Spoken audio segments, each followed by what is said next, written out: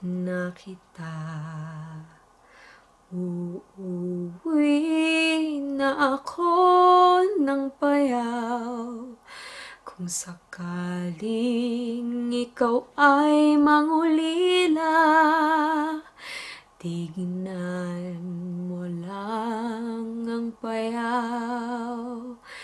Ang panyo mo at ang panyo ko, dalhin mo dito at itatahi ko.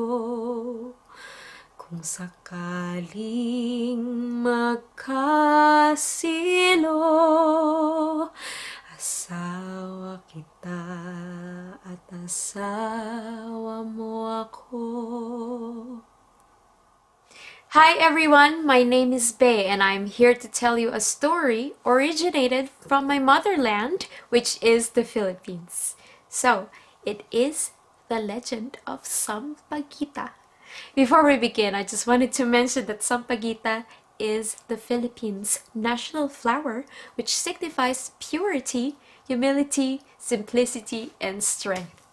I also just wanted to mention that I will be mentioning some Filipino words in our storytelling, such as datu, which means chief, and barangay, which means village. So, again, this is Bhey, and enjoy the legend of Sampaguita. A long time ago, there were two neighboring yet rival barangays named Barangay Balintawak and Barangay Gagalangin. Between these two barangays is a very sturdy fence made up of dried bamboo. Sometimes the guardsmen from Barangay Balintawak would watch over the fence. Oftentimes, the guardsmen from Barangay Gagalangin. Everything was working accordingly to the rules of each datu. The datu of Barangay Balintawak has a daughter with incomparable beauty and kindness. Her name is Rosita. Sadly, Rosita's mother died when she was very young. However, she has 4 maids that help her with everything that she needs. There are also lots of handsome young men who absolutely adore her. But there's only one man who captured her heart, and that is the son of the Gagalangin statue, whose name is Delphine. Even with their parents' conflicts, Delphine and Rosita still loved each other. Actually, their secret lair is at the end of the bamboo fence. They would meet there every night, especially when the moon shines bright, and stroll along with Rosita's mates. The relationship was kept hidden from both of their parents. One day, the dato of Gagalangin heard that the fence was being destroyed, but the servants of Datu Balintawak just so they could build a new one. Immediately, he sent one of his men to watch the said fence making. When the servant came back, he was told the fence was moved. The Gagalangin statue was so mad because 5 meters of their land was taken away from them. He immediately sent a messenger to send a message to the neighboring barangay. Tell the dato of Balintawak to place the fence back where it's supposed to be. What he's doing is unlawful and stealing one's land is a crime.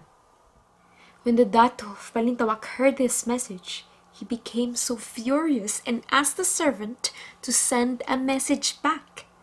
He replied, "Tell your dato that I just placed the bamboo fence to its right place. I never stole anything from him. It was what it was written to the documents I just have discovered, which was written by our ancestors." Delphine's father was very much displeased with the other datu's response, and so with that, he prepared his men and called for an upcoming battle. When Rosita's father heard about this, he prepared his battle unit. Then, a few days before Gagalangin's planned attack to Balintawak, the Gagalangin statue becomes seriously ill, which led him to his death. Unexpectedly, all of his responsibilities were passed down to Delphine. The female servants of Rosita told her about this and she became so worried. She was frightened. She wanted to talk to Delphine and maybe just talk him out, that maybe he could just talk to her father and settle things in much more of a peaceful way. But then they weren't seeing each other anymore because he got too busy and everything is just too late. The battle already had begun and both parties lost so many lives. Delphine was one of them. Delphine shed a lot of blood before his last breath.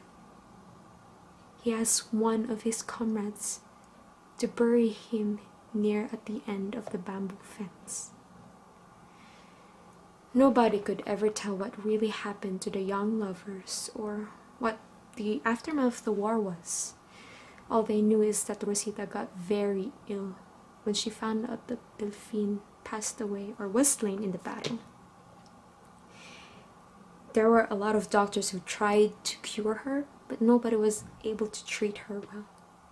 So when she was about to die, she asked her father to bury her near the bamboo fence where she and Delphine used to secretly meet. Many years have passed and the existence of the barangays have gradually disappeared. The Spaniards came and the city of Manila was established. Balintawak and Gagalangin were populated. The people living in these two places, though, were said to have mysterious experiences, especially on the month of May, when the moon is bright. They would hear a mystical sweet voice of a lady saying, Sampaguita, which translates to, I swear, as if it was coming from the bushes where the tiny white flowers grow. Although everybody loved the unique scent of these tiny white flowers.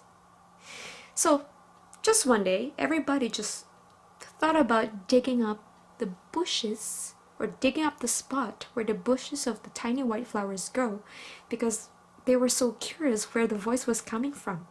To their surprise, they found out that the roots were coming from the mouths of two bodies that are not too far from each other. The elders remembered the memoir of the two young lovers. So the news spread fast, and the phrase Sampaguita evolved to Sampaguita, which signifies the everlasting love of Delphine and Rosita.